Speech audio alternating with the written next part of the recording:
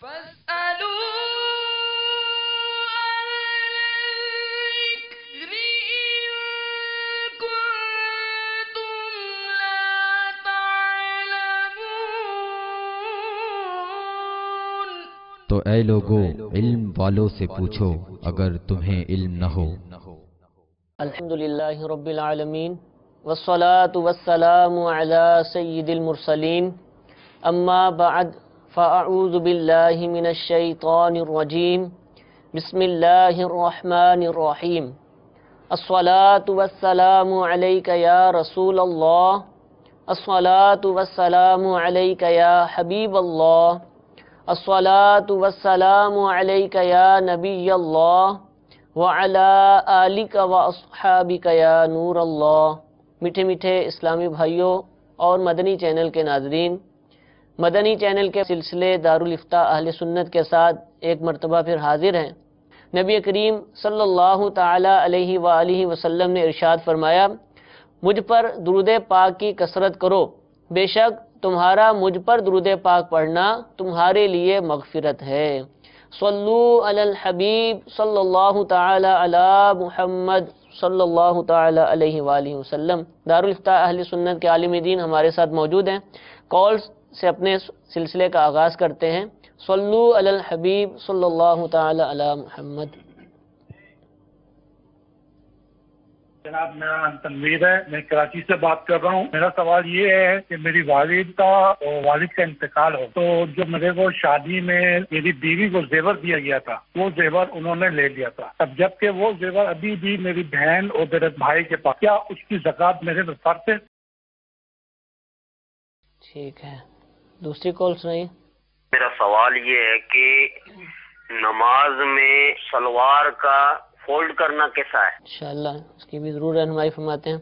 حضور پہلی کال تھی، فرما رہے ہیں کہ والد صاحب کا انتقال ہو گیا، اب یہ بات سمجھ نہیں آئی، بہرحال بیوی کو جو جہیز میں زیور ملتا ہے وہ زیور ان کے پاس تھا لیکن اب ان کے بہن بھائیوں نے لے لیا، تو کیا اس میں ان کا حصہ وغیرہ ہے؟ الحمدللہ رب العالمین والصلاة والسلام علی سید الانبیاء والمرسلین، اما بعد فاعوذ باللہ من الشیطان الرجیم، بسم اللہ الرحمن الرحیم۔ اس مسئلے سے پہلے یہ بات جان لی جائے کہ عورت کو جو شادی میں زیورات ملتے ہیں وہ دو طرح کے ہوتے ہیں۔ صحیح۔ ایک تو جو اسے اپنے گھر والوں کی جانب سے میکے سے ملتے ہیں، تو جو میکے کی جانب سے زیور ملتا ہے وہ سب کا سب یا زیور ہے یا دیگر جہیز کا سامان ہے وہ عورت کی ہی ملکیت ہوتا ہے، ٹھیک، اس کی عورت مالک ہوتی ہے، نہ کوئی اس سے لے سکتا ہے، ٹھیک ہے۔ نہ زبردستی اس کا مطالبہ کر اس کے سکتا ہے، والدین بھی اب مالک نہیں، اس کے والدین بھی اب اس کے مالک نہیں ہیں۔ ٹھیک ہے، اور جب عورت مالک ہے تو اب اگر وہ جو سونا ہے یا مال ہے زکوٰۃ والا، اگر وہ نصاب کی مقدار ہوگا تو اس پر زکوٰۃ عورت پر لازم ہوگی، عورت پر لازم ہوگی، شوہر پر زکوٰۃ اس مال کی لازم نہیں ہوگی۔ ٹھیک ہے، اور جو سونا یا جو زیورات، جو چڑھاوے کے زیورات لڑکے والوں کی طرف سے جو ہے وہ لڑکی کو دیے جاتے ہیں شادی وغیرہ کے موقع پر، تو اس میں چند صورتیں ہوتی ہیں، ان کے مطابق جو ہے وہ احکام ہوں گے، کیونکہ اولاً ہم نے یہ طے کرنا ہے کہ زکوٰۃ کے لیے چونکہ کسی کی ملک میں ہونا ضروری ہے، تو پہلے ہمیں یہ طے کرنا ہے کہ یہ زیور کس کی ملکیت ہے۔ جب ملکیت کا تعین ہو جائے گا تو پھر اگلا سوال آئے گا کہ اب زکوٰۃ کس پر لازم ہے۔ ٹھیک ہے، تو اب پہلا ایک صورت بیان کر دی کہ جو لڑکی کی جانب سے ان کے گھر والوں کی طرف سے ملتے ہیں اس کی لڑکی مالک ہے، اس کے زیورات لڑکی، اس کی زکوٰۃ بھی لڑکی پر لازم ہے۔ اور جو لڑکے والوں کی طرف سے ملتے ہیں تو اس میں بھی دو صورتیں ہوں گی، مختصر دو صورتیں ہم بنا سکتے ہیں۔ ایک یہ کہ دیتے ہوئے واضح طور پر صراحت کے ساتھ کہہ دیا جائے کہ یہ زیورات ہم نے لڑکی کی ملک کیے، لڑکی کی ملکیت میں دے دیے، لڑکی کو دے دیے صحیح، واضح طور پر۔ یا پھر یہ ہے کہ اس طرح کچھ کہا نہیں یا تحریر میں اس طرح کا کچھ لکھا نہیں، ٹھیک ہے، لیکن لڑکے والوں کا جو خاندان ہے ان کا عرف اور رواج یہی ہے کہ جب وہ اپنی دلہن کو کچھ دیتے ہیں دے ہی دیتے ہیں، تو واپس لینے کی نیت سے نہیں دیتے بلکہ صحیح، اس کو مالک بنانے کے ہی اعتبار سے دیتے ہیں۔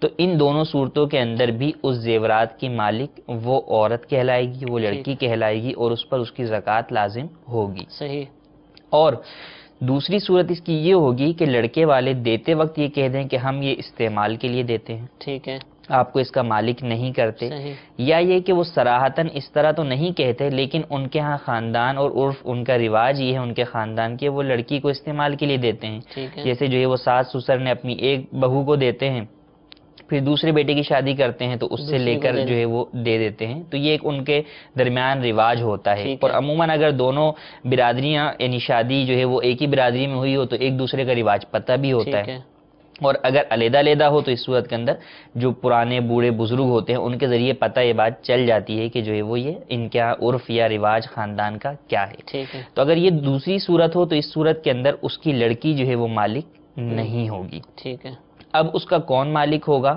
تو اب اگر تو شوہر کو دیے ہیں اور پھر شوہر نے آگے لڑکی کو اس طریقے سے دیے ہیں اور چڑھاوے کا کہہ کر دیے ہیں اور اس میں صراحت کوئی نہیں ہے، عرف کوئی نہیں ہے، تو اس صورت کے اندر اگر شوہر کو انہوں نے مالک کر دیا تو شوہر پر زکوٰۃ لازم ہے. ہوگی. اور اگر شوہر کو بھی مالک نہیں کیا تھا تو جنہوں نے دیے تھے انہی کی ملک پر وہ باقی رہیں گے، انہی پر زکوٰۃ لازم رہے گی. اب جو ان کا سوال ہے زکوٰۃ سے ٹھیک ہے. متعلق، تو اب اگر یہ جو زیورات کا جو لے لیے ان کی ساس سسر نے، ان کے والدین نے لے لیے ان کی جو ہے وہ زوجہ سے، تو اور آگے انہوں نے اپنی بیٹیوں کے پاس رکھوائے، تو اگر تو یہ وہ زیورات ہیں جو کہ لڑکی کو اس کی ماں کی طرف سے ملے ہیں اور جو ہے وہ سنبھالنے کے لیے بسا اوقات لے لیے جاتے ہیں ٹھیک ہے. اور پھر انہوں نے رکھوا دیے، تب انتقال ہو گیا، تو اب اس صورت کے اندر مالک تو یہی ہے، زکوٰۃ اسی عورت کے اوپر ہی جو ہے لڑکی وہ پر آئے گا. لڑکی پر ہی لازم ہوگی. ٹھیک. اب یہ ہے کہ یہ ان سے مطالبہ بھی کر سکتی ہے اور ان پر بھی لازم ہے کہ وہ بھی اس کو اس کے یہ زیورات لوٹا دیں، ہرگز ہرگز جو ہے وہ اپنے پاس نہ رکھیں کہ جو اس کا مالک ہے اس تک پہنچا دیے جائے. اب زکوٰۃ جو لازم ہوگی عورت پہ لازم ہوگی، جیسے کہ ہم نے شروع میں بیان کر دیا، لیکن اگر شوہر دینا چاہتا ہے یا بیوی شوہر سے درخواست کرتی ہے کہ آپ میرے جو ہے وہ زیورات کی زکوٰۃ دے دیں، تو اس صورت کے اندر شوہر بھی زکوٰۃ اس کی اجازت سے دے سکتا ہے. شوہر پر لازم نہیں ہے، لیکن وہ دینا چاہے تو بیوی کی اجازت سے جو ہے وہ دے گا تو اس کی زکوٰۃ جو ہے وہ ادا ہو جائے گی. عموماً شوہر ہی ادا کرتے ہیں کہ بیوی کے پاس پیسے شوہر ہی نہیں ادا ہوتے. کرتے ہیں. وہ یہ ہوتا ہے کہ خود بھی اس بات کی ذہن نہیں ہوتا ہے کہ بیوی کے زیور کو بیچا جائے. ٹھیک ہے. یعنی اگر بیوی خود کہے کہ میں بیچ کے زکوٰۃ ادا کر دوں تو وہ خود ہی منع کر دیتے شوہر کہ منع نہیں کر- ایسا نہ کریں، ٹھیک ہے. بلکہ میں جو ہے وہ ادا کر دیتا ہوں. تو اس صورت کے اندر اس کی اجازت سے زکوٰۃ ادا کی جا سکتی ہے. اور اگر دوسری صورت ہوئی کہ وہ لڑکی کی ملکیت نہیں قرار پائے تو اس صورت میں جس کی ملکیت ہوں گے اس کے اوپر جو ہے وہ اس کی زکوٰۃ لازم ہوگی. اور اگر پہلی صورت تھی کہ ملکیت لڑکی کی قرار پا گئے، چاہے وہ لڑکی والوں کے تھے یا لڑکے والوں کی طرف سے جو ہے وہ صورتیں پائی گئیں جن میں ملکیت لڑکی کی بنی، صحیح. اب انہوں نے لے کر جو ہے وہ رکھوا دیے ہیں اپنی بیٹی کے پاس جو ہے وہ ساس نے، تو اس صورت کے اندر بھی زکوٰۃ تو لڑکی پر لازم ہوگی. وہ اس سے مطالبہ کریں اور وہ ان کو واپس کریں اور زکوٰۃ کی ادائیگی جو ہے وہ درست طریقے سے ادا کریں. اور ان معاملات کے اندر کئی صورتیں مزید بھی ہو سکتی ہیں، آپس میں جو ہے وہ کوئی ایسی بات ہو سکتی ہے کہ جناب والدہ نے مجھے یہ کہہ کر دیا تھا، نن جو ہے وہ یہ کہے کہ نہیں میری والدہ نے مجھے یہ کہہ کر دے کر گئی تھی، یا فلاں یہ کہے کہ مجھے جو ہے وہ یہ امی نے یہ بات کہہ کر دی تھی. تو اب والدہ تو انتقال جو ہے وہ کر گئی ہیں، بتانے والد سب بھی انتقال کر گئے. تو اب آپس میں جھگڑنے کے بجائے اس کا حل یہ ہے کہ پورا گھرانہ جو ہے وہ دارالفتہ آ کر اس مسئلے کو درست طریقے سے شریعت کے مطابق حل کروائیں. ٹھیک ہے. کہیں ایسا نہ ہو کہ آپس میں اس جھگڑے کی وجہ سے والدین کو جو ہے وہ قبر کے اندر تکلیف ہو، اور اگر انہوں نے کوئی ایسا عمل کر بھی بیٹھے ہیں وہ اپنی زندگی کے اندر جو کہ ان کے لیے کرنا درست نہیں تھا، تو بھی اب ورثاء کے لیے ضروری ہے کہ اس عمل کو درست طریقے سے کر کے ان کو بھی اس گناہ سے جو ہے وہ چھٹکارا دلا دیں. ٹھیک ہے. جزاک اللہ. حضور، یہ زکوٰۃ کا جو سوال پوچھا گیا وہ تو آپ نے بتایا، لیکن یہ حیران کن نہیں ہے کہ رمضان سے ہٹ کر یہ زکوٰۃ کے مسئلے پوچھ رہے ہیں. زکوٰۃ رمضان میں نہیں ہوتی کیا؟ زکوٰۃ تو دیکھیں سال پورا ہونے پر لازم ہوتی ہے. جب بھی جس شخص کے پاس نصاب کی مقدار جو مال موجود ہے اس کا سال پورا ہو گیا تو اس پر زکوٰۃ اس وقت لازم ہوگی. اور سال کے اندر بھی ایک یہ ذہن میں بھی آ رہا ہے کہ یہ نہ ہو کہ سال لوگ جو ہے وہ چونکہ جنوری کا مہینہ چل رہا ہے، صحیح. تو یہ نہ ہو کہ یہ مہینہ سمجھ رہے ہوں کہ جناب دسمبر کے اندر جو ہے وہ سال پورا ہوا ہے تو اب جنوری میں زکوٰۃ نکالنی ہے. تو یہ بات یاد رکھیں، سال کے اندر جو زکوٰۃ کا اندر جو سال ہے اور دیگر احکام جو ہیں اسلام کے، ان میں سال سے مراد جو ہے وہ اسلامی جو ہے وہ سال مراد ہوتا ہے. تو اب اس کے اندر جو سال، ایک تو اسلامی سال وہ ہے کہ محرم سے لے کے ذوالحجہ تک، یہ تو ایک مکمل وہ سال ہے. اور زکوٰۃ کے اندر جو مہینہ جو بھی اسلامی مہینہ تھا اس کی جو بھی تاریخ تھی وہ تاریخ جب اگلے سال دوبارہ آئے گی تو آپ پر زکوٰۃ جو ہے وہ لازم ہوگی. تو اب اگر کسی شخص کے اوپر شوال میں پیسہ آیا ہے، کسی کے پاس ذی الحجہ میں آیا ہے، کسی کے پاس ربیع الاخر میں آیا ہے، تو جب پیسہ آیا ہے، جب اس پر سال گزرے گا تو ایک سال پورا ہونے پر زکوٰۃ لازم ہوگی. جزاک اللہ. زکوٰۃ کا یہ مسئلہ اور اس طرح کے بے شمار مسائل سیکھنے کے لیے الحمدللہ عز وجل مکتبۃ المدینہ سے جاری کردہ کتاب زکوٰۃ کے احکام، الحمدللہ دارالفتاء اہل سنت سے جاری بے شمار فتاویٰ اس کے اندر موجود ہیں. اس طرح کے دیگر مسائل اور زکوٰۃ سے متعلق فرض علوم سیکھنے کے لیے بہت ہی معاون کتاب ہے مکتبۃ المدینہ سے، یہ ضرور حاصل فرمائیے، انشاءاللہ عز وجل آپ کو بہت زیادہ فائدہ حاصل ہوگا. حضور دوسرا سوال تھا کہ نماز میں شلوار فولڈ کرنا، اس کا کیا حکم ہے؟ سنت طریقہ کار کے مطابق تو یہ ہے کہ انسان شلوار یا تہبند یا پائجامہ جو بھی پہنے ٹخنوں سے اوپر رکھے اور ٹخنوں کو کھلا رکھے. اب جو ہے وہ ہماری اکثریت جو ہے وہ غیر مسلموں کی تہذیب کے اندر جو ہے وہ اپنے ٹخنوں کو جو ہے وہ چھپانے لگ گئی ہے، لمبے جو ہے وہ تہبند وہ کرنے لگ گئی ہے، نئے فیشن آنے لگے ہیں. تو اس صورت کے اندر شرعاً تو حکم یہ ہے کہ سنت کے مطابق لباس اوپر رکھیں، اور اگر ٹخنے سے نیچے کوئی شخص تکبر کی نیت سے جو ہے وہ اپنی شلوار یا تہبند یا پائجامہ یا پینٹ لٹکاتا ہے تو اس صورت کے اندر وہ گناہگار بھی ہوگا. اور اگر تکبر کی نیت نہیں ہے اس کی، کسی وجہ سے ویسے ہی جو ہے وہ بنوا لیا ہے، تو اب اس صورت کے اندر اب جب نماز کا معاملہ آ گیا تو اب نماز کے اندر پینٹ یا شلوار یا کسی بھی چیز کو فولڈ کرنے کی اجازت نہیں ہے. قمیص کو بھی فولڈ کرنے کی اجازت نہیں ہے، آستین بھی فولڈ کرنے کی اجازت نہیں ہے. کہ بخاری شریف کی حدیث نبی کریم صلی اللہ علیہ وسلم نے ارشاد فرمایا کہ مجھے حکم دیا گیا کہ میں 7 ہڈیوں پر سجدہ کروں اور کپڑوں اور بالوں کو نہ موڑوں.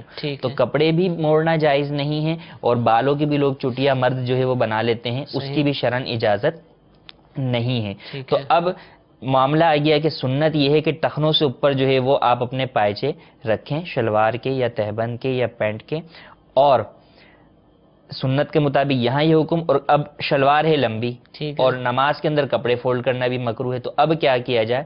تو اب اس صورت میں یہ ہے کہ کپڑے فولڈ کرنا بھی مکروہ ہے، تحریمی ہے. اور اگر آپ تکبر کے بغیر، تکبر کی نیت نہیں ہے، اپنے دل سے تکبر کو نکال دیتے ہیں، اب اگر آپ کی شلوار بڑی ہوتی ہے تو اس صورت میں گناہگار نہیں ہوں گے، البتہ مکروہ تنزیہی اب بھی ہے، ناپسندیدہ عمل اب بھی ہے. لہٰذا اب یہ ہے کہ آپ نماز کے دوران یا نماز سے پہلے آپ اس پینٹ کو فولڈ نہ کریں، بلکہ اسی حالت میں نماز ادا کر لیں. لیکن اس کی اب عادت نہ بنائیں، چونکہ ایک ناپسندیدہ عمل ہے، لہٰذا آئندہ کے لیے اپنی لباس کو سنت کے مطابق ہی کروا لیں، تاکہ کبھی آپ کو اس طرح کی کوئی صورت پیش نہ آئے کہ نماز میں بھی آپ کو مکروہ تنزیہی کا مرتکب ہونا پڑے. ٹھیک ہے، جزاک اللہ، بہت بہت شکریہ. اگلی کالز کو سلسلے میں شامل کرتے ہیں. صلو علی الحبیب صلی اللہ تعالی علی محمد. شکیل احمد قادری چیلیاں والا اسٹیشن، ضلع منڈی بہاؤالدین سے. حضور سوال یہ ہے کہ میرے پاس اکاؤنٹ ہے، اگر اس میں 2000 روپے رکھیں، کمپنی والے 60 منٹ اور 60 SMS روزانہ دیتے ہیں، اگر اس میں 1 روپیہ بھی کم ہو جائے تو وہ پھر 60 منٹ بھی نہیں دیتے اور 60 SMS بھی نہیں دیتے. میرا مفتی صاحب سے یہ سوال ہے، کیا یہ جائز ہے یا ناجائز؟ شرعی رہنمائی فرما دیں انشاءاللہ. ایک اور کال سنائیے. میرا نام محمد عمران اتاری ہے جی. میں اصل میں ڈاکٹری کی ہے میں نے پاکستان میں. اس کے بعد میں جاب کے لیے اپلائی کیا، گورنمنٹ جاب کے لیے. تو انہوں نے مجھے ایک ہاسپٹل جو شیخو پورہ میں ہے وہاں پہ ریفر کیا. میں وہاں پہ گیا تو وہ ہاسپٹل ابھی زیر تعمیر تھا. تو میں نے ان کے جو مینجمنٹ ہے رابطہ کیا، انہوں نے مجھے کہا جی یہاں پہ آپ ابھی جاب نہیں کر سکتے کیونکہ یہ تو ابھی زیر تعمیر ہے. تو انہوں نے مجھے ریفر کسی اور ہاسپٹل کر دیا. جب میں وہاں ہاسپٹل گیا تو انہوں نے کہا جی کہ یہاں پہ تو پہلے ہی سیٹیں بہت فل ہیں، تو آپ کے لیے یہاں پہ جگہ نہیں ہے، آپ پلیز واپس چل جائیں. میں واپس گیا دوبارہ جہاں پہ گورنمنٹ نے مجھے بھیجا تھا، تو وہاں پہ ان سے جا کے ملا تو انہوں نے کہا جی ٹھیک ہے، اب جب یہ بنے گا تو تب آپ آ جائیے گا. تو ابھی میں گھر میں بیٹھا ہوں، کافی عرصہ ہو گیا تو لیکن پے مجھے آ رہی. اب میں یہ پوچھنا چاہتا ہوں کہ جو مجھے پے آ رہی ہے سال سے اوپر ہو گیا 1.5 سال، تو وہ میرے لیے جائز ہے یا نہیں جائز ہے؟ انشاءاللہ آپ کا جواب دیتے ہیں. حضور پہلے دوسرے سوال کا جواب کہ سرکاری ملازم تھے، اور یہ بہت دفعہ ہوتا ہے، ڈاکٹری کی، انہوں نے ڈاکٹر کا علم حاصل کیا، ایک جگہ ان کو نوکری ملی، وہاں پر جب گئے تو وہ تو ہسپتال ہی زیر تعمیر تھا، تو انہوں نے دوسری جگہ بھیج دیا. دوسری جگہ گئے تو انہوں نے کہا یہاں تو جگہ ہی نہیں ہے. تو اب یہ گھر بیٹھے ہوئے اور تنخواہ ان کو مل رہی ہے، تو ان کی تنخواہ کا حکم؟ لیکن شرعی اعتبار سے سرکاری ملازم ہے یا غیر سرکاری ملازم ہے، تو جو ملازم ہوتا ہے وہ کام کا ملازم ہوتا ہے، صحیح، کام کرے گا وقت کے اندر جا کر، تو اس صورت میں اس کے بدلے میں ملنے والی اجرت یا سیلری لینا جائز ہوگا۔ ٹھیک تو ہے، اب جب کہ یہ کام ہی نہیں کر رہے تو اس صورت میں ان کا اس طرح اجرت لینا تو درست نہیں ہے۔ ان کو چاہیے یہ تھا کہ جب ان کو دوبارہ واپسی میں اس ہسپتال نے یہ کہہ دیا کہ جناب ہمارے پاس ابھی جگہ نہیں ہے، تعمیرات چل رہی ہیں، آپ بعد میں آئیے گا، تو یہ جو ہے وہ گورنمنٹ کو رپورٹ کرتے اس حوالے سے، اور پھر وہاں سے نئے کسی جگہ کے لیے جو ہے وہ مطالبہ کرتے کہ مجھے کسی ایسی جگہ جو ہے وہ بھیجا جائے جہاں پر میں کام کر سکوں اور میرے لیے میری سیلری جو ہے وہ حلال ہو سکے۔ تو اب ڈر بھی ہوگا کہ شاید میں بتاؤں گا تو میری نوکری چلی جائے گی، وہ کہیں گے جب جگہ ہی نہیں تو آپ کی نوکری ختم۔ تو مگر اس بات کی تو اجازت نہیں ہے نا کہ جو ہے وہ نوکری کی وجہ سے یا نوکری چلے جانے کی وجہ سے ہم جو ہے وہ ناجائز چیز جو ہے وہ استعمال کریں یا حرام اجرت جو ہے وہ ہم حاصل کریں۔ تو اس کا حل یہی ہے کہ یہ اب بھی جو ہے فوری طور پر جو ہے گورنمنٹ کے اس محکمے کو رپورٹ کر کے اپنی تمام صورتحال بیان کریں، اور یا تو اپنی پے کو رکوائیں یا فوری طور پہ جو ہے وہ کسی ایسی جگہ پر ڈیوٹی دیں جس کے بدلے میں ان کے لیے جو ہے وہ پے جائز ہو جائے۔ یہ نہیں کہہ سکتے میں تو تیار ہوں، کام کرنے کے لیے راضی ہوں، گورنمنٹ نے بٹھایا ہوا ہے۔ اصل میں ایسے تو پھر ہمارے ملک کا ہر شہری جو ہے وہ ہر وقت ہر کام کرنے کو تیار ہی ہے، تو گورنمنٹ ہر کسی کو سیلری جو ہے وہ نہیں دیتی، تو بات یہ کام کرنے کے لیے تیار ہونے کے ساتھ ساتھ اس مقام پر پہنچ کر کام کرنا بھی ہے۔ ٹھیک ہے، تو اب ان تیار ہیں لیکن وہاں جب جا تو نہیں رہے نا، وہاں جا کر کام تو نہیں کر رہے، صحیح، تو اس کے لیے یہی ہے کہ یہ جائیں گورنمنٹ کو رپورٹ کریں کہ جناب یہ معاملات ہیں، اب مجھے کسی اور جگہ جو ہے وہ اپوائنٹ کیا جائے ٹھیک ہے۔ جہاں پر میں کام کے بدلے میں سیلری لے سکوں۔ اگر یہ تو اب سیلری جاری ہے، دینے والوں کو بھی پتا ہوگا کہ یہ بندہ کام نہیں کرتا، تو جو دے رہے ہیں جو اس چیز کے مجاز تھے کہ ان کو ہٹا دیں، ان کا یہ فیل کیسا؟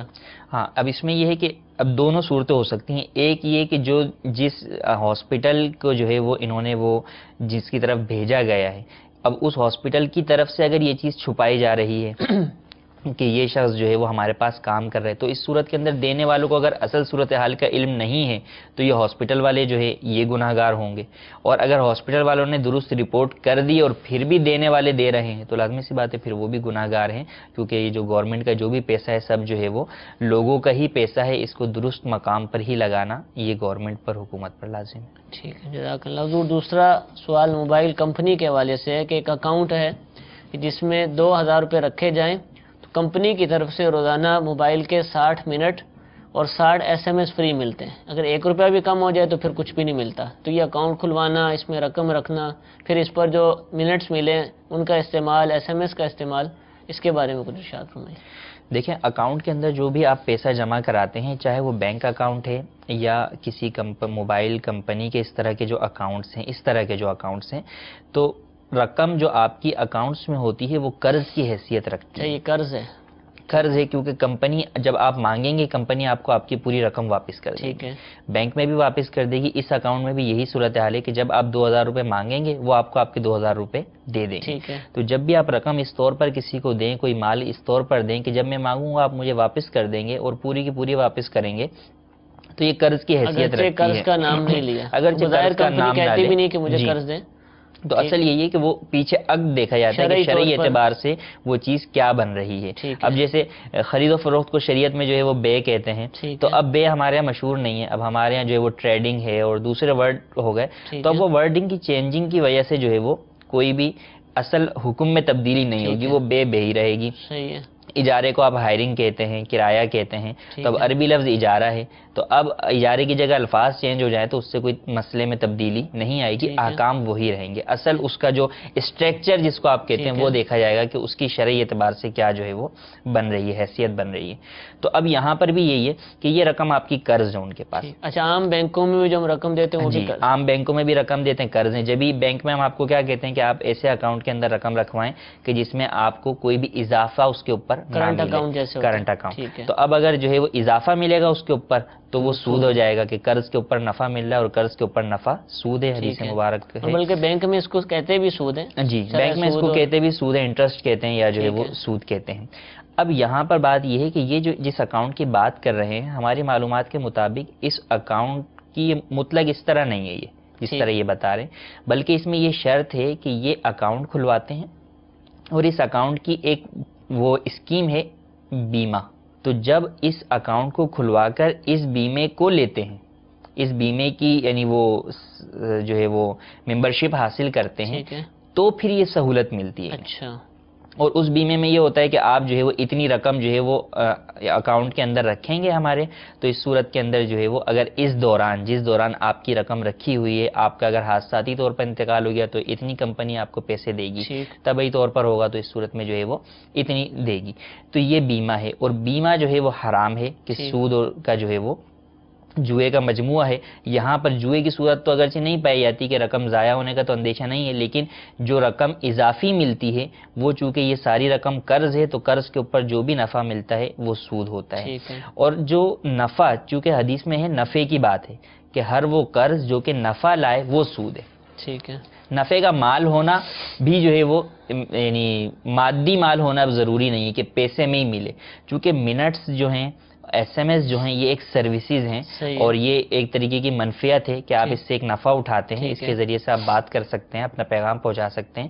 تو یہ جو سروس، یہ جو منفعت بھی جو آپ کو حاصل ہو رہی ہے وہ اس قرض کی وجہ سے ہو رہی ہے. کون سے؟ 2000 روپے کی ٹھیک ہے. وجہ سے. تو یہ جو وہ آپ 1 کو روپیہ بھی کم ہو تو جی ختم ہو جاتی ہے. جی، تو اس وجہ سے یہ جو آپ کے جو منفعت حاصل کر رہے ہیں یہ بھی جو ہے وہ سود کے زمرے کے اندر آتی ہے. آپ پر لازم ہے کہ اللہ تبارک و تعالیٰ کی بارگاہ میں سچی توبہ کریں، فوری طور پہ جو ہے وہ اس اکاؤنٹ کو بھی ختم کروائیں، اپنی رقم بھی نکلوائیں. ٹھیک. اور اب تک اتنے میسیجز یا منٹس جو استعمال کیے ہیں، ٹھیک ہے، کیونکہ کمپنی کو تو واپس کرنا ممکن نہیں ٹھیک ہے. ہے، تو اس صورت میں ان کے جو بھی جو ہے وہ جتنے ایک نارمل چارجز بنتے ہیں وہ شرعی فقیر کو ثواب کی نیت کے بغیر صدقہ بھی کریں. یہ ثواب کی ضروری نیت ہے. اس میں نہیں ثواب کریں. کی نیت جو ہے وہ اس کے اندر نہیں کریں. ٹھیک ہے، جزاک اللہ. مدنی چینل کے ناظرین، آپ نے دیکھا کہ یہ ایک عام سا معاملہ ہے اور اس کو کوئی اتنا لیتا بھی نہیں اور اس میں سوچتا بھی نہیں ہوگا کہ بھئی یہ کوئی شرعی طور پر جائز ہے یا ناجائز. لیکن دیکھیے کہ اس میں بھی سود کی آمیزش بلکہ حقیقتاً سود موجود ہے. ہمیں چاہیے کہ اس طرح کی جتنی بھی ہمیں سروسز حاصل ہوں، چاہے موبائل کے حوالے سے ہوں چاہے دیگر کاموں کے حوالے سے ہوں، تو اس کے بارے میں ضرور شرعی رہنمائی لے لیں، کیونکہ کاروبار کرنے والوں نے اس کو اچھے انداز سے پیش کرنا ہے. اپنی طرف سے انہوں نے خوب فائدہ پہنچانے کی، یعنی انہوں نے بتانا ہے کہ اس میں اتنے فائدے ہیں. ان کو اس سے غرض نہیں ہوتی کہ یہ آگے جائز ہے یا ناجائز ہے. لیکن ہم مسلمان ہیں، ہمیں جو بھی چیز استعمال کرنی ہے اس کے اندر ہمیں سب سے پہلے اس چیز کو یہ دیکھنا ہے کہ کیا شریعت اس کام کو جائز کہتی ہے یا ناجائز کہتی ہے. اگر جائز کہتی ہے تو ہم اس کو کریں گے، ناجائز کہتی ہے تو ہم اس کو چھوڑ دیں گے، اس کے اندر بالکل بات نہیں کریں گے. تو جو بھی موبائل کے حوالے سے ہمیں پیکیجز ملیں یا اس کے علاوہ دیگر چیزوں پر پیکیجز ملیں تو ضرور جو ہے اس کے حوالے سے. ابھی پچھلے دنوں پیزے کی بات چل رہی تھی کہ پیزا کھاتے ہیں اور ایک پیزا لیں تو اس پر بھی دیکھیں شرعی رہنمائی ملی تھی کہ یہ بھی ناجائز ہے. یعنی مختلف صورتیں. اسی طریقے سے اب اصل میں کیا ہوتا ہے کہ جب آپ کے پیسے کٹتے ہیں نا تو پھر بھی کہیں نہ کہیں جو ہے وہ ذہن کھٹک جاتا ہے. جہاں مل رہے ہوں وہاں جو ہے وہ نہیں ہوتا، یعنی مفت میں جو آ رہا ہے تو اس کو آنے دیا جائے. تو ایسا نہیں ہونا چاہیے. پیسے ہمارے کٹیں تو اس میں بھی چونکہ ہمارا مال ہے، مسلمان کا مال ہے، مسلمان کا مال جو ہے وہ شریعت نے اس کا ایک احترام رکھا ہے، وہ کیوں ضائع ہو، ٹھیک ہے، بلا وجہ کیوں جائے. تو اس میں بھی ہمیں فکر کرنی ہے کہ ہمارے پیسے کٹ رہے ہیں تو اس کی شرعاً کیا حیثیت ہے. جیسے موبائل میسیجز کے ذریعے ہوتا ہے کہ جناب آپ جو ہے وہ ہمارے کویشچنز کے جوابات دیں تو آپ کے جو جوابات آئیں گے ان میں قرآن اندازی ہوگی، پھر آپ کو جو ہے وہ انعام ملے گا. اب وہ ایک نارمل میسیج 1 روپے کا ہے لیکن وہ 10 روپے کا جو ہے وہ میسیج، یہ اس طرح لکی ڈرا والا میسیج چلتا ہے، تو اس میں بھی آپ کی 10 روپے کی رقم جو ہے وہ ضائع ہوتی جا رہی ہے. ٹھیک ہے. آپ ایک موہوم امید پر کہ آگے ہو سکتا ہے میں کسی سوال کے جواب میں جو ہے وہ جیت جاؤں اور مجھے جو ہے وہ اتنے جو ہے وہ پیسے یا اتنا انعام مل جائے، اس امید کے اوپر میں جو ہے وہ پیسے اپنے کٹواتا رہتا ہوں، تو یہ جوئے کی صورت ہے، یہ بھی شرعاً جائز نہیں ہے. اور اسی طریقے سے جس طرح یہ صورت بیان کی یا اور اس طرح کی کئی صورتیں ہو سکتی ہیں جو کہ مارکیٹ کے اندر جو ہے وہ رائج ہوں، تو ایسی تمام صورتوں کے بارے میں ہمیں عمل کرنے سے پہلے رہنمائی حاصل کرنی چاہیے، دین کا حکم معلوم کرنا چاہیے، اس کے مطابق اس پر عمل کرنا چاہیے. جزاک اللہ. اور رہنمائی حاصل کرنے کا ایک بہترین ذریعہ دارالفتاح اہل سنت کی فون سروس بھی الحمدللہ جل روزانہ علاوہ جمعۃ المبارک صبح 10 بجے سے لے کر دوپہر 4 بجے تک دارالفتاح اہل سنت کے 4 نمبرز کے ذریعے ہم شرعی رہنمائی حاصل کر سکتے ہیں. آپ کالز کیجئے، انشاءاللہ جل ممکنہ صورت میں آپ کو آپ کے سوال کا جواب بھی ضرور دیا جائے گا. مزید کالز کو سلسلے میں شامل کرتے ہیں. صلو علی الحبیب صلی اللہ تعالی علی محمد صلی اللہ علیہ وسلم. میں غلام محی الدین اٹلی سے ہوں. دارالفتاح میں میرا سوال یہ ہے کہ کیا معذور بالغ بچے کو اس کی والدہ سنبھالنے والا سارا کام کر سکتی ہے یا نہیں؟ برائے کرم جواب عطا فرما دیں۔ انشاءاللہ عز و جل۔ اور کال سنائیے۔ جاد احمد بات کر رہا ہوں لاہور سے۔ سر میرا سوال یہ ہے کہ اگر ایک عورت فوت ہو جائے نہانے کے بعد کیا اسے اس کا شوہر دیکھ سکتا ہے یا نہیں؟ ٹھیک ہے، انشاءاللہ آپ کے سوال کا جواب ضرور دیں گے۔ ضرور پہلا سوال مدنی منع نے کیا اٹلی سے غلام محی الدین کہ کیا کوئی بچہ معذور ہو اپنے کام کاج نہیں کر سکتا تو کیا والدہ اس کو سنبھال سکتی ہے، استنجا کروانا یا دیگر معاملات، بڑا ہو جائے بالغ ہو جائے؟ ہاں، اس میں دیکھیں یہ ہے کہ والدہ جو ہے وہ بچوں کی دیکھ بھال تو کرتی ہی ہیں، چاہے وہ بچے نابالغ ہوں یا بالغ ہوں، معذور ہوں یا معذور نہ ہوں، ٹھیک ہے، تو اس اعتبار سے تو وہ سارے جو ہے وہ دیکھ بھال کے معاملات کریں گی۔ اب یہ ہے کہ اگر وہ بالغ بھی ہے، سمجھدار بھی ہے، عاقل بھی ہے، تو اس صورت کے اندر جو ستر والے معاملات ہیں، پردے والے استنجا کے معاملات ہیں یا جو ہے وہ نہانے وغیرہ کے معاملات ہیں، تو اس کو جو ہے وہ حتی الامکان جو ہے وہ والد جو ہے وہ اس کام کو سر انجام دے اور والد جو ہے وہ کرے، یا اگر جو ہے وہ والدہ کرتی ہیں تو اس صورت میں حتی الامکان جو ہے وہ ستر کے مقام کو پردے سے جو ہے وہ تہبند وغیرہ باندھ کر جو ہے وہ ان کو نہلانے کی جو ہے وہ صورت اختیار کریں۔ ٹھیک ہے، جزاک اللہ۔ دوسرا سوال تھا عورت فوت ہو جائے تو کیا شوہر اب اس کو دیکھ سکتا ہے؟ ہاں، عورت اگر فوت ہو گئی ہے تو اس صورت کے اندر نکاح تو جو ہے وہ اگرچہ ختم ہو گیا ہے، لیکن عورت کے جنازے کو شوہر جو ہے وہ کندھا بھی دے سکتا ہے اور اس کے چہرے کو بھی وہ دیکھ سکتا ہے۔ اس میں شرن جو ہے وہ خاص طور پر ایسے معاملات میں دیکھنا آیا ہے کہ دیگر غیر محارم کو تو جو ہے وہ عورت کا چہرہ دکھایا جا رہا ہوتا ہے لیکن شوہر کو دور ہٹایا جا رہا ہوتا ہے، تو ایسا کرنا درست نہیں ہے۔ دیگر غیر محارم کو البتہ ہٹایا جائے۔ عورت جن کو ناپسند کرتی تھی، لازمت ہے جن سے پردہ کرتی تھی، تو عورت یہ پسند نہیں کرے گی کہ اس کے انتقال کے بعد بھی جو ہے وہ افراد اس کے نامحرم اسے دیکھیں، تو ان سے بالکل اس سے بچایا جائے، لیکن شوہر جو ہے وہ اس کو دیکھ سکتا ہے، البتہ چھو نہیں سکتا اس کے جسم کو، جو ہے وہ قبر کے اندر تو اتار سکتا ہے، لیکن جو جسم کو چھونا ان معنوں میں کہ بغیر کسی لباس کے جو ہے وہ بغیر کسی حائل چیز کے چھونا وہ جائز نہیں ہے، لیکن قبر کے اندر تو چونکہ جو ہے وہ کسی نہ کسی چیز سے پکڑ کر ہی اتارا جاتا ہے، کپڑا ہوتا ہے، تو اس میں کوئی حرج جو ہے وہ نہیں ہے۔ ٹھیک ہے، جزاک اللہ۔ مزید کالز کو سلسلے میں شامل کرتے ہیں۔ صلو علی الحبیب صلی اللہ تعالی علی محمد صلی اللہ علیہ وسلم۔ السلام علیکم ورحمۃ اللہ وبرکاتہ۔ وعلیکم السلام ورحمۃ اللہ وبرکاتہ۔ سوال کرنا چاہتا ہوں کہ جو مور ہے یہ بتائیں حرام ہے یا حلال ہے؟ انشاءاللہ ضرور بتائیں گے۔ جی اگلی کال۔ توفر غنی بات کر رہا ہوں بورے والا۔ میرا سوال یہ ہے یہ جو انسٹالمنٹ میں چیزیں بیچتے ہیں یہ جائز ہے کہ نہیں؟ دوسرا سوال یہ ہے کہ ایک چیز آپ کے پاس پڑی ہے وہ نقد آپ 2000 میں دے رہے ہیں، اگر اس کو انسٹالمنٹ میں دے دو وہ 3-4 ہزار روپے کی، کیا آپ دے سکتے ہیں اگر اگلا بندہ لینے والا بھی آپ کی لینے پر آمادہ ہو؟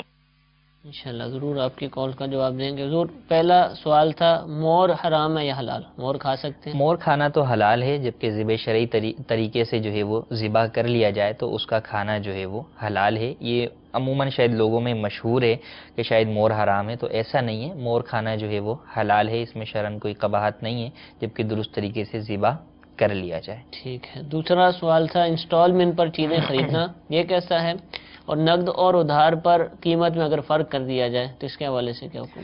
ہاں، تو انسٹالمنٹ کے اوپر چیزیں جو ہے وہ خریدنے کا ان کا سوال تھا، اور آخر میں انہوں نے یہ کہا کہ سامنے والا جو ہے وہ راضی بھی ہوتا ہے۔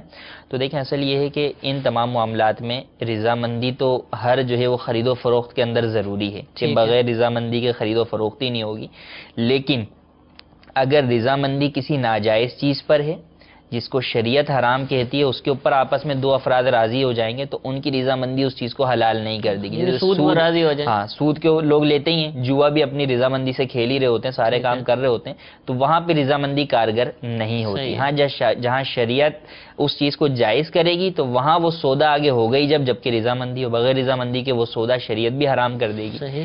اب انسٹالمنٹ کی بات ہے تو پہلے ہے نقد اور ادھار کی خرید و فروخت، پھر اس کے بعد ہم انسٹالمنٹ پر آتے ہیں۔ تو نقد کسی چیز کی قیمت ہے 5000، ٹھیک ہے، اور ادھار آپ اس چیز کی قیمت رکھتے ہیں 10,000 روپے، ٹھیک ہے، تو یہ اس طور پر جائز ہے کہ آپ دکان پر آئے اور یہ کہا جائے کہ اس کی قیمت جو ہے وہ 5000 روپے ہے، آپ نے کہا کہ مجھے جو ہے وہ ادھار چاہیے، میں آپ کو اس کی قیمت جو ہے وہ 1 مہینے کے بعد ادا کروں گا، تو میں کہوں گا ٹھیک ہے، میں آپ کو جو ہے وہ اگر آپ 1 مہینے کے ادھار پر یہ چیز خریدنا چاہتے ہیں تو میں یہ جو ہے وہ چیز آپ کو 10,000 روپے کی بیچتا ہوں. تو اس طرح خرید و فروخت کی جائے تو جائز ہے.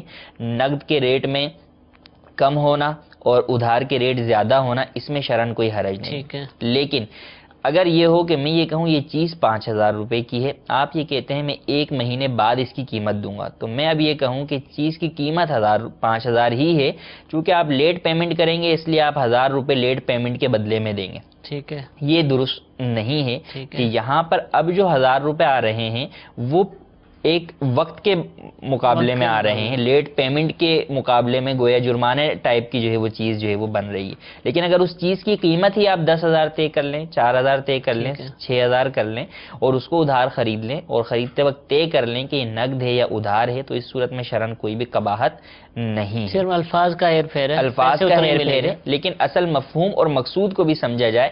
بس اوقات لوگ یہ بھی کہہ دیتے ہیں کہ یار کان ادھر سے پکڑو یہ ادھر سے پکڑو بات برابر ہے، تو ایسا نہیں ہے. ایک چیز کی قیمت کا ہونا اور ایک چیز کی قیمت کا الگ ہونا اور وقت کے مقابلے میں قیمت کو مقرر کرنا، دونوں میں ایک طریقے سے فرق موجود ہے. ٹھیک ہے. آپ اس چیز کی قیمت ہی جو ہے وہ کہہ لیں. جیسے آپ کو بھی پتا ہے کہ آپ کوئی چیز خریدنے جاتے ہیں، اس کے اوپر لکھا ہوتا ہے کہ جناب یہ چیز اتنے کی ہے پلس ٹیکس. ٹھیک ہے. ٹھیک ہے. تو وہ اس کو ٹیکس کیوں شو کرتے ہیں؟ صحیح. وجہ ہے نا وہ اسی لیے کہ اس کو ٹیکس شو کرتے تاکہ وہ بھی ہم پہ نہ چڑھے نا کہ یار یہ چیز آپ اتنی مہنگی کیوں بیچ رہے ہیں، ہم تو دیکھیں اتنے کی ہی بیچ رہے ہیں، یہ گورنمنٹ کا ٹیکس ہے، اب ہم کیا کر سکتے ہیں. ٹھیک ہے. تو یہاں بھی یہی ہے کہ جب آپ وہ چیز بیچ رہے ہیں تو آپ بتا دیں کہ جناب یہ چیز دیکھیں ہے 5,000 روپے کی ہے، آپ نقد لیتے ہیں ٹھیک ہے لے جائیں آپ، مجھے کوئی حرج نہیں ہے. لیکن اگر آپ کہتے ہیں کہ چیز مجھے ادھار ہی خریدنی ہے تو اس صورت کے اندر اس چیز کی قیمت ہی جو ہے وہ ہم آپ سے 6,000 روپے کر لیں گے، 7,000 لیں گے، جو بھی ہے وہ طے کر لیں، اس میں کوئی حرج نہیں ہے. اب یہ تو ہو گیا کہ یکمشت جو ہے وہ آپ نے طے کر لیا کہ یہ قیمت آپ ابھی دیں گے یا بعد میں دیں گے. اس میں بھی اور آگے جو قسطوں والی میں کہ کچھ ایڈوانس دے دیا اور اب آپ نے جو ہے وہ قسطیں مقرر کر لی، اس میں شرعن جب آپ قیمت مقرر کر لیں پھر اس کی قسطیں مقرر کر لیں، اس کا ٹائم پیریڈ مقرر کر لیں، شرعن جائز ہے، کوئی قباحت نہیں ہے. لیکن ہمارے ہاں صورتحال یہ ہے کہ اس سودے کے اندر بہت ساری ناجائز جو ہے وہ شرائط لگا دی جاتی ہیں، کنڈیشنز لگا دی جاتی ہیں، جس کی بنا پر اس طرح کے سودے ناجائز ہو جاتے ہیں، گناہ ہو جاتے ہیں. مثلا شرط لگا دی جاتی ہے کہ جناب اس کی پیمنٹ جو ہے وہ آپ نے 5 مہینے میں کرنی ہے، لیکن اگر پیمنٹ لیٹ ہوئی تو 100 روپے جرمانہ آپ کو دینا پڑے گا. تو اب یہ پینلٹی لینا، جرمانہ لینا یہ ناجائز ہے، حرام ہے، اس کی اسلام میں ہرگز اجازت نہیں ہے. ٹھیک ہے. اسی طریقے سے موٹر سائیکل، گاڑیاں وغیرہ جب قسطوں پر نکالی جاتی ہیں ان میں انشورنس شرط ہوتی ہے. ٹھیک ہے. انشورنس ناجائز اور حرام ہے، تو جب اس کو آپ سودے میں لازمی کر دیں گے کہ اس کے بغیر آپ کو چیز نہیں بیچی جائے گی تو وہ سودا بھی آپ کا ناجائز اور حرام ہو جائے گا، گناہ پر مشتمل ہو جائے گا. اسی طرح یہ ہوتا ہے کہ اگر آپ یہ چیز لے گئے ہیں، آپ نے خرید لی ہے، اگر آپ نے پیمنٹ نہیں کی تو اس صورت کے اندر جو ہے وہ ہم آپ کی یہ چیز ہی ضبط کر لیں گے. یہ بہت تو یہ بھی درست نہیں ہے. اب اس کے اندر جو ہے وہ یہ بات یاد رکھیں کہ دیکھیں شرعن سودا کیا ہے، شرعن خرید و فروخت کیا ہے، وہ پیسے نہیں ہے. ٹھیک ہے. شرعن تو مسلمان کی جو بات ہے نا کہ یار آپ کی بات ہی بہت بڑی بات ہے. صحیح ہے. تو شرعن تو اللہ تبارک و تعالی نے ایک مسلمان کا دوسرے مسلمان کے ساتھ زبانی کیا ہوا سودے کو اتنی اہمیت دی ہے کہ مسلمان اس سے مکرتا ہی نہیں، مسلمان اس کے اوپر جو ہے وہ عمل کرتا ہے، اور دونوں کو اپنے اس کہی ہوئی بات کی پاسداری لازم ہوتی ہے کہ جب میں نے یہ کہہ دیا کہ میں نے یہ چیز آپ کو اتنے میں بیچی اور آپ نے کہا میں نے اتنے میں خرید لی، تو اب اس صورت کے اندر میرے پر وہ چیز آپ کو دینا اور آپ پر اس کے بدلے میں پیسے دینا، مال دینا مجھ پر لازم ہو گیا، معاملہ ختم ہو گیا. اب وہ کب دینا ہے، کس طرح دینا ہے، وہ آپس میں ہم رضامندی سے طے کر لیتے ہیں، اس کے مطابق ادائیگی. لیکن جب یہ سودا ہمارا ہو گیا، میں نے آپ کو چیز بھی دے دی اور طے ہو گیا کہ یہ چیز جو کہ آپ قسطوں پر مجھ سے خرید رہے ہیں اس کی پیمنٹ آپ مجھے فلاں فلاں وقت پر کریں گے، تو اب فلاں فلاں وقت کے اوپر جو ہے وہ آپ پیمنٹ کریں گے. لیکن اگر لیٹ وہ پیمنٹ کرتا ہے تو اس صورت میں دونوں صورتیں ہیں. دیکھیں اگر تو وہ جان بوجھ کے لیٹ پیمنٹ کر رہا ہے تو وہ گناہ گار ہے. ٹھیک ہے. حدیث میں آیا مطل الغنی یہ ظلم، کہ غنی شخص کا، مالدار شخص کا قرض کی ادائیگی کے اندر ٹال مٹول کرنا تو یہ تو ظلم ہے. اور اگر واقعی وہ تنگ دست ہے بیچارہ، ایسی پریشانی میں آ گیا ہے کہ اب وہ آپ کی پیمنٹ نہیں کر رہا، تو اس صورت کے اندر خود قرآن کا حکم ہے فنظیرۃ الی میسرہ، کہ قرض خواہ جو ہے وہ مقروض کو جو ہے وقت دے، مہلت دے، تاکہ اس کا مسلمان بھائی جو ہے درست طریقے سے قرض کی ادائیگی کر سکے. اور اگر یہ ہو کہ اب کوئی بھی صورت نہیں ہے، آپ کو بھی پیسوں کی ضرورت ہے اور اس کے پاس بھی نہیں ہے، تو اس کا حل یہ ہے کہ اس کو کہا جائے کہ بھائی اس چیز کو بیچ دو آپ، اور بیچ کر اس میں سے آپ میری رقم مجھے ادا کر دو، جو اضافی جو آپ کی ہو وہ آپ لے لینا، لیکن جتنی رقم میری باقی ہے وہ آپ بیچ کر یا کسی سے لے کر مجھے ادا کر دیں۔ یہ طریقہ کار اختیار کیا جائے، اس چیز کو ضبط نہ کیا جائے کہ وہ اب آپ کی چیز رہی نہیں، جب آپ نے سودا کر کے اسے بیچ دی تھی تو اب وہ اس کی ملکیت میں داخل ہو گئی۔ تو اس طرح کی جو شرائط ہیں، اور بھی بے شمار شرائط ہوتی ہیں مختلف چیزوں کے اعتبار سے، تو ان شرائط سے بچنا ان سودوں میں ضروری ہے۔ اور اب یہ شرائط ایسی ہو گئی ہیں کہ قسطوں کا کوئی کاروبار ان شرائط کے بغیر عموماً ہوتا ہی نہیں ہے۔ تو اس صورت کے اندر اب اگر آپ اس طرح کسی سے بھی قسطوں پہ کچھ لینے جا رہے ہیں تو اولاً اس کو ان ساری چیزوں کی نفی کریں گے، منع کریں گے کہ بھائی ان تمام شرطوں میں سے میں اور کوئی بھی شرط جو ہے وہ میں آپ کی ہرگز جو ہے وہ نہیں مانوں گا، وہ اس بات پہ اقرار کرے تو ہی خریدیں، ورنہ پھر کیش ہی خریدیں، یہی زیادہ بہتر ہے۔ ٹھیک ہے، جزاک اللہ۔ مزید اگر کوئی کالز ہوں تو سنا دیجیے۔ صلو علی الحبیب صلی اللہ علیہ محمد صلی اللہ علیہ وسلم۔ میرا دعوت اہل سنت سے سوال ہے کہ یہ نعت خواں پیسہ لیتے ہیں نعت پڑھنے کی، یہ اجرت لینا کیا جائز ہے؟ ٹھیک ہے، مزید کوئی کالز ہو تو۔ السلام علیکم ورحمۃ اللہ وبرکاتہ۔ وعلیکم السلام ورحمۃ اللہ وبرکاتہ۔ میرا نام محمد امجد ہے اور میں کراچی سے بات کر رہا ہوں۔ میرا سوال یہ ہے کہ اگر کسی اسلامک بینک کے اندر کوئی اماؤنٹ ڈپازٹ کروایا جائے اور اس سے اسلامک بینک سے اس کا پروفٹ لیا جائے، کیا وہ جائز ہوگا یا حرام ہوگا؟ شرعی رہنمائی فرما دیجیے۔ السلام علیکم ورحمۃ اللہ وبرکاتہ۔ وعلیکم السلام ورحمۃ اللہ وبرکاتہ۔ نعت خوانی پر اجرت کیسی؟ دیکھیں، اجرت جو ہے وہ جائز کاموں پر لی جاتی ہے، لیکن گناہ کے کام پر یا عبادت کے کام کے اوپر اجرت لینے کی اجازت نہیں ہے۔ نعت خوانی جو ہے وہ ایک عبادت ہے، ایک جو ہے وہ نیکی کا کام ہے، طاعت ہے، قربت ہے، تو اس کے اوپر اجرت لینا جائز نہیں ہے۔ بعض چیزوں پر اجازت دی ہے، بعض نیک کاموں پر، بعض عبادت کے کاموں کے اوپر علماء نے اجازت دی ہے، لیکن وہ اہم ترین کام ہے جن کی وجہ سے اقامت دین ہے، جن کی وجہ سے دینی معاملات کا چلنا جو ہے وہ ضروری ہوتا ہے۔ نعت خوانی ایسا معاملہ نہیں ہے، لہذا اس کی اجرت لینا یہ ناجائز ہی ہے۔ اس کی اجرت جو ہے وہ چاہے طے کر کے جو ہے وہ لی جائے کہ میں 4 نعتیں پڑھوں گا، اس کی مجھے اتنی اجرت دیجیے گا، یا طے نہ ہو لیکن معروف ہے کہ نعت خواں آئے گا تو آپ کو دینے ہی پڑیں گے۔ دونوں صورتوں کے اندر اس کی شرعاً اجازت نہیں ہے۔ دینے والے بھی گناہ گار ہیں، لینے والے بھی گناہ گار ہیں، شرعاً اس کی ہرگز اجازت نہیں ہے۔ ہاں، اس کا جائز طریقہ اور حل، کیونکہ امیر اہل سنت نے بھی جو ہے وہ اپنے رسالے کے اندر نعت خوان جو نذرانہ میں بیان کیا ہے، تو وہ یہی ہے کہ وقت کا جو ہے وہ اجارہ کر لیں نعت خواں کہ میں جو ہے وہ اتنے بجے سے اتنے بجے تک کا آپ کے پاس جو ہے وہ اجیر ہوں، اور اس کے اندر آپ کوئی بھی میرے منصب کے مطابق کوئی جائز کام مجھ سے جو ہے وہ لے لیں۔ اب وہ اس کو کہیں کہ آپ جو ہے وہ نعت پڑھ لیں، پھر اگر وہ اس سے یہ بھی کہیں گے کہ آپ آج تلاوت بھی کر دیں تو پھر وہ بھی کرنی پڑے گی اسے، یہ نہیں کہ جناب میں تلاوت تو نہیں، میں تو صرف نعت ہی پہ جو ہے وہ پڑھوں گا۔ اب وہ جیسی بھی آواز ہو، مگر یہ کہنے کا مطلب یہ ہے، مسئلے کو بتانے کی نیت سے اور واضح کرنے کے لیے میں یہ عرض کر رہا ہوں کہ یہ ہو کہ پھر اس سے اگر جو ہے وہ یہ بھی کہا جائے کہ حضرت 2 منٹ کے لیے جو ہے وہ آپ صلاۃ و سلام پڑھ دیجئے، تو وہ بھی جو ہے وہ پڑھ لے، تو پھر اس وقت کے اندر اس سے وہ منتظمین کچھ بھی کام جو ہے وہ لے سکیں اس کے منصب کے مطابق۔ ٹھیک ہے جزاک اللہ۔ اسلامک بینک میں اگر کوئی پیسے رکھے تو پروفٹ لے سکتے ہیں؟ دیکھیں، بینک جو اسلامی ہے ناموں سے ہیں یا نان اسلامک جو ہے وہ ناموں سے ہیں، سب کا تقریباً جو ہے وہ معاملہ ایک جیسا ہی ہے، تو کسی بھی بینک کے اندر سیونگ اکاؤنٹس وغیرہ کے اندر آپ کو رکھوانے کی اجازت نہیں ہے، چاہے ان اکاؤنٹس کے نام عربی کے اندر ہوں، چاہے جو ہے وہ اردو میں ہوں، چاہے انگلش میں ہوں، کسی بھی زبان کے اندر ہوں۔ تو چونکہ معاملات سارے جو ہے وہی ہیں، مکمل طور پر شرعی طریقہ کار جو ہے وہ اس وقت نافذ العمل نہیں ہے، تو اس لیے بینکوں میں اس طریقے سے رقم رکھوا کر نفع لینے کی اجازت نہیں ہے۔ جو ایسے اکاؤنٹ ہیں جس میں آپ جتنی رقم رکھتے ہیں اتنی ہی رہتی ہے، جب آپ چاہتے ہیں آپ کو آپ کی رقم مل جاتی ہے تو بس اس کی ہی کرنٹ اکاؤنٹ بھلے اسلامک بینک ہو یا نان اسلامک، کوئی بھی۔ جزاک اللہ۔ مدنی چینل کے ناظرین، آپ کے سوالات کو الحمدللہ ہم نے سلسلے میں شامل کیا۔ مدنی چینل دیکھتے رہیے۔ اللہ تعالیٰ سے دعا ہے کہ جو کچھ سنا اس کو یاد رکھنے، اس پر عمل کرنے کی توفیق عطا فرمائے، آمین بجاہ النبی الامین صلی اللہ تعالی علی محمد، صلو علی الحبیب صلی اللہ تعالی علی محمد۔